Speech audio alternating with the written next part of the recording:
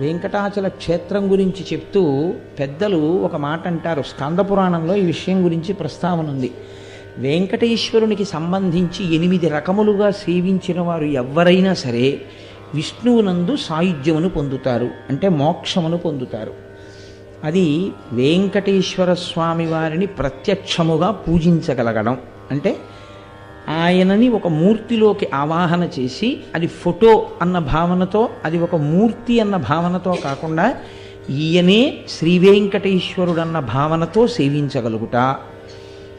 రెండవది ఆయనను స్మరించుచుండుట, వెంకటేశ్వరుని గురించినటువంటి స్మరణ. అందుకే స్మరణాత్ ఇష్టవర్షిణం. ఆ క్షేత్రం గురించి కానీ ఆయన గురించి కానీ స్మరణ చేసినంత మాత్రం చేత కోరికలు ఈడేరుతాయి. కాబట్టి స్మరించుట. 3, ఏ పని చేస్తున్నా ఇది వెంకటేశ్వర